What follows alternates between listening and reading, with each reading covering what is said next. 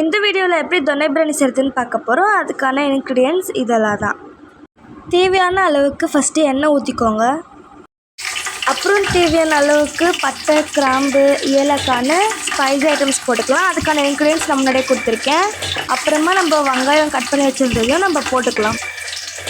இப்போ நல்லா வெங்காயம் ப்ரௌனிஷாக ஆகிற அளவுக்கு நல்லா தொலைவி விட்டுக்கலாம். தேவையான அளவுக்கு வெங்காயம், இஞ்சி, பூண்டு எல்லாத்தையும் ஜாரில் போட்டுக்கலாம்.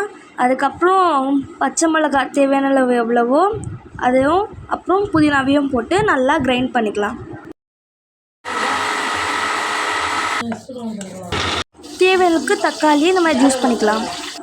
நாங்கள் ஒரு கிளாஸ் அரிசிக்கு 2 கிளாஸ் தண்ணின்ற மாதிரி கணக்கு வச்சுருக்கோம். அதே மாதிரி நீங்களும் பண்ணிக்கோங்க. நல்லா ப்ரௌனிஷாக வந்துடுச்சு. நாங்கள் குட்டி கப், ½ கப் அளவுக்கு நெய் விட்டுருக்கோம். 1 kg சிக்கன் நாங்கள் எடுத்துருக்கோம். அதை நல்லா வாஷ் பண்ணி எடுத்துக்கோங்க.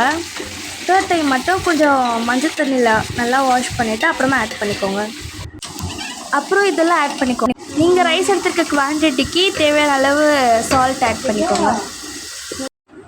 அந்த க்ரீன் கலர் பேஸ்ட்டு நம்ம அரைச்சி வச்சுருந்ததையும் கொஞ்சம் நல்லா அதை கலரிட்டு அதுக்கப்புறமா அந்த தக்காளி ஜூஸையும் ஆட் பண்ணிக்கலாம்.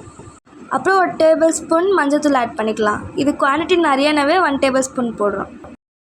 அப்புறம் மல்லித்தூள், தனியாத்தூள், அதுக்கப்புறம் தொன்னை பிரியாணி பவுட்ரு இருக்குது. ஸோ அந்த தொன்னை பிரியாணி இது பவுட்ரு ஆட் பண்ணிட்டோம்.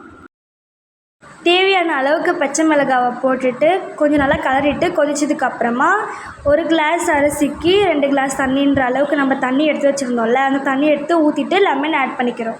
இது தண்ணி கொதிச்சதுக்கப்புறம் அரிசி போடலாம். தண்ணி கொதிக்குது. இப்போ நம்ம அரிசி ஆட் பண்ணிக்கலாம். அவ்வளோதான் காய்ஸ், ரைஸ் ரெடி ஆயிடுச்சு.